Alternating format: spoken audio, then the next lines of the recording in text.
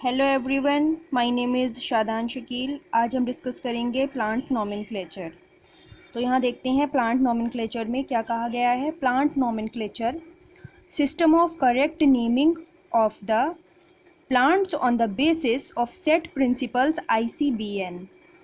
यानी कि एक करेक्ट नाम देने के लिए यहाँ पर एक प्रिंसिपल तैयार किया गया जिसका हमने नाम रखा ICBN, international code of botanical nomenclature, इसकी फुल फॉर्म होगी। तो अब इसका आगे वाला पॉइंट्स देखते हैं। Need of scientific names was felt because the same plants is having different common names in different parts of world. यानी कि कोई भी हमारा साइंटिफिक अगर नाम हमारा नहीं है, उसकी हमें आवश्यकता है, और कोई भी हमारा साइंटिफिक नेम नहीं है, तो हर प्लांट्स का हर एरिए में, हर जगह, पूरे वर्ल्ड में अलग अलग नाम दे रखा है। तो इसलिए साइंटिफिक नाम बनाने की ज़रूरत पड़ी। तो ये काम जो है वो प्लांट नोमेनक्लेचर में आता है। और जब साइंटिफिक नेम बन जाता है तो वो पूरे वर्ल्ड में सिर्फ एक ही नाम रहता है, और उस नाम से बहुत ज़्यादा प्लांट का नोमेनक्लेचर करने में आसानी होती है, आइडेंटिफिकेशन में आसानी होती है। अब यहाँ पर देखते हैं आगे वाला point. Earlier the scientific names were polynomials, for example names composed of several words which different to remember. यानी कि बहुत से ऐसे नाम हैं जो डिफरेंट हैं और उन्हें याद करना इतना आसान नहीं होता है। बहुत सारे नाम्स को एक साथ याद नहीं कर सकते, लेकिन एक साइंटिफिक नेम पूरे वर्ल्ड में एक ही नाम होगा, तो उसको याद करना, आइडेंटिफाई करना बहुत आसान हो जाता है। अब इसके कुछ एग्जांपल्स दे रखे हैं।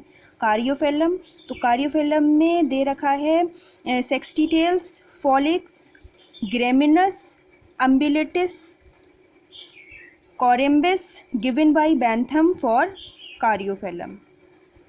ये जो है बैंथम जो हमारे साइंटिस्ट हैं, उन्होंने ये कुछ एग्जाम्पल यहाँ दिए। अब देखते हैं दूसरा पॉइंट क्या है। Binomial system of nomenclature. Binomial system क्या है, इसको आगे देखते हैं। Binomial system of nomenclature, Gaspard Bauhin 1623 in his book पाइनेक्स।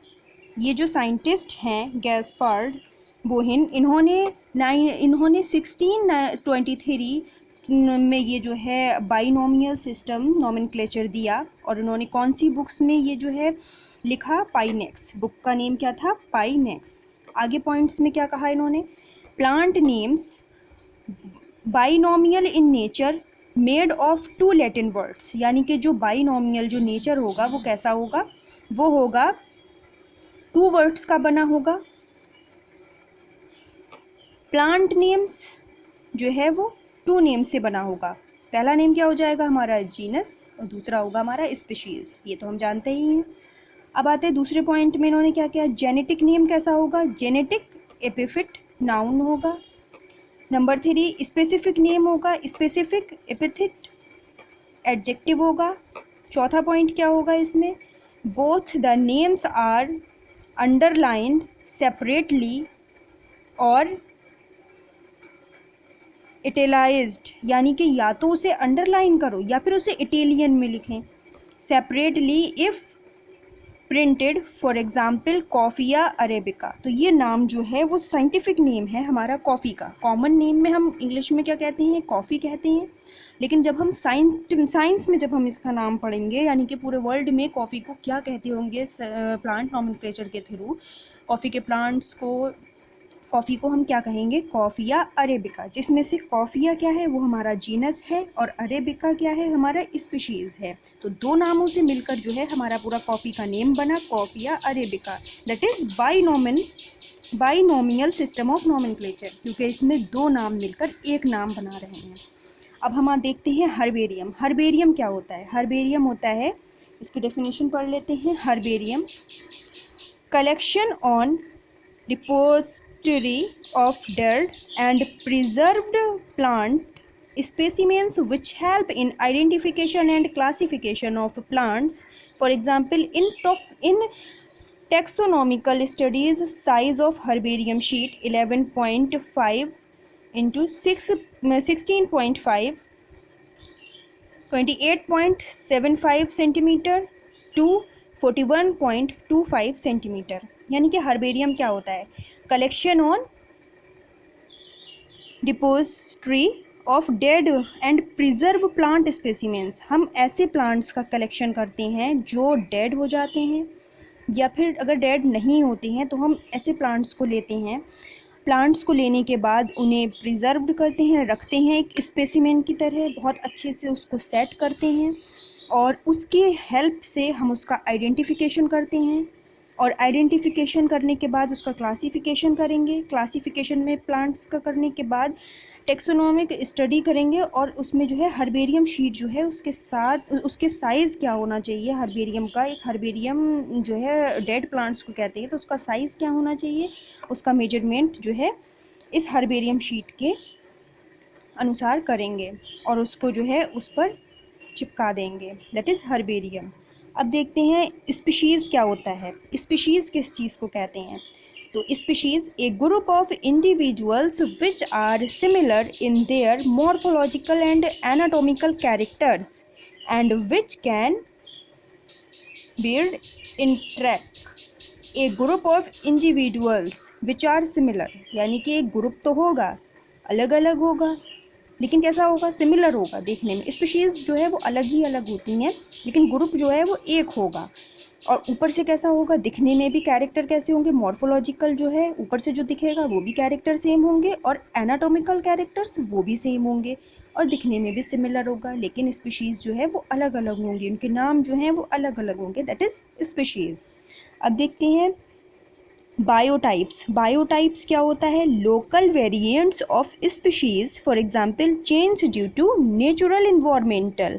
इसमें नेचुरल इन्वायरमेंट में जो है जितनी भी स्पीशीज़ हैं लोकल, उनमें चेंज को देखा गया है।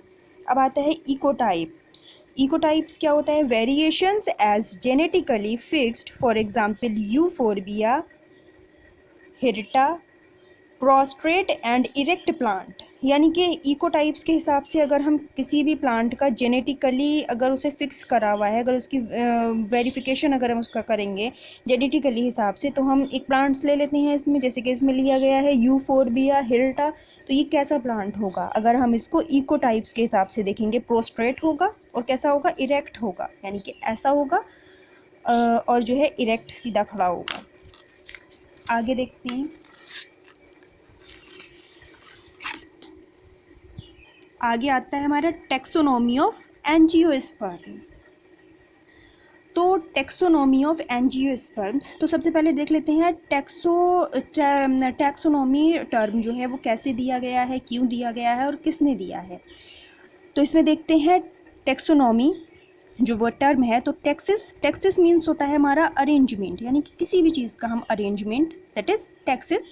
और नॉमस मीन्स होता है लॉ और रूल, यानी कि कोई भी हम लॉ बनाएंगे, रूल बनाएंगे, वो नॉमस कहलाएगा। तो अगर हम टैक्सिस प्लस नॉमस को अगर जोड़ेंगे तो क्या बन जाएगा हमारा? टैक्सोनॉमी, यानी कि अरेंजमेंट, किसी भी रूल का अरेंजमेंट करना, अरेंजमेंट करके उसका rule banana, that is taxonomy. तो ये किसने दिया है? Given by AP D Candolle 1813। ये एक साइंटिस्ट थे AP डी कैंडोल, इन्होंने 1813 में ये टैक्सोनॉमी टर्म जो है वो दी। अब इन्होंने एक बुक लिखी, बुक कौन सी थी? बुक का नाम यहाँ पर दे रखा है थ्योरी एलिमेंट्री डी ली botanic, theory of elementary botany. ये रही बुक में इन्होंने सारा टैक्सोनॉमी पूरी टर्म को जो है वो डिफाइन करा है।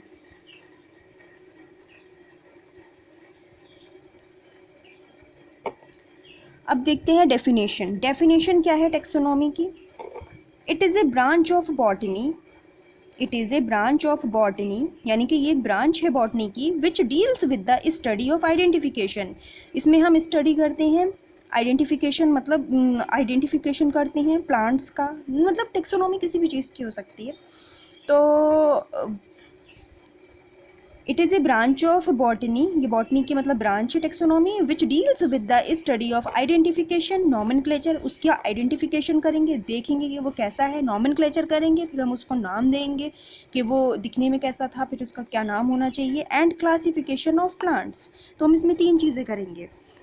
कौन कौन सी चीज़ें करेंगे? सबसे पहले उसका आइडेंटिफिकेशन करेंगे, उसको देखेंगे कि कैसा दिख रहा है, मॉर्फोलॉजी कैसी है इसकी, फिर उसका नाम देंगे, नॉमेनक्लेचर, और जब नाम दे देंगे तो उसको क्लासीफाई कर देंगे, अलग अलग कैटेगराइज में उसको डिफाइन कर देंगे। तो पूरी डेफिनेशन बन जाएगी, it is a branch of botany which deals with the study of identification, nomenclature and classification of plants. अब देखते हैं फादर ऑफ टेक्सोनॉमी कौन है। फादर ऑफ टेक्सोनॉमी, तो फादर ऑफ टेक्सोनॉमी हमारे हैं कैरोलस लीनियस। और इंडियन फादर ऑफ टेक्सोनॉमी कौन है? एच संतपाउ। अब देखते हैं सिस्टेमैटिक्स। सिस्टेमैटिक्स क्या है? It includes taxonomy and phylogeny and given by Carolus Linnaeus. Systematics. It includes taxonomy and phylogeny and given by Carolus Linnaeus. अब इसकी हम जो है इसको भी Carolus Linnaeus ने दिया systematics को, तो इसकी definition क्या होगी? Systematics include study of identification, nomenclature, classification and evolutionary relationship of plants. तो इसमें एक चीज़ हमारी ऐड हो जाती है और टेक्सोनॉमी के साथ। फॉर एग्जांपल यहाँ पर दिखा रखा है टेक्सोनॉमी प्लस फाइलोजेनी। तो फाइलोजेनी टेक्सोनॉमी में तो हमारा आ जाता है आइडेंटिफिकेशन, नॉमेनक्लेचर और क्लासिफिकेशन, ये आ गया हमारा टेक्सोनॉमी का पार्ट। लेकिन इवोल्यूशनरी रिलेशनशिप्स ऑफ प्लांट्स, जो इवोल्यूशन कर रहा है प्लांट्स, तो किस टाइप से उसने इवोल्यूशन करा है, तो वो किसके अंडर आएगा? वो आएगा हमारा फाइलोजेनी। तो जब टेक्सोनॉमी प्लस फाइलोजेनी जब बनता है तो हम उसको बोलते हैं सिस्टेमेटिक्स। अब देखते हैं यहाँ पर नीचे क्या दे रखा है, अल्फा टेक्सोनॉमी। अब टेक्सोनॉमी की भी बहुत सारी कैटेगरी हैं, तो उनको जो है देखते हैं। सबसे पहला है हमारा अल्फा टेक्सोनॉमी, गिवन बाय तुरिल 1938। ये किसने दिया था? तुरिल एक साइंटिस्ट थे, उन्होंने 1938 में ये अल्फा टेक्सोनॉमी दिया, अल्फा टेक्सोनॉमी की टर्म को रिप्रेजेंट किया। It is identification and classification of plants on the basis of only morphological characters. यानी कि अगर अल्फा टेक्सोनॉमी है तो उसमें सिर्फ और सिर्फ मॉर्फोलॉजी कैरेक्टर ही शो करेंगे।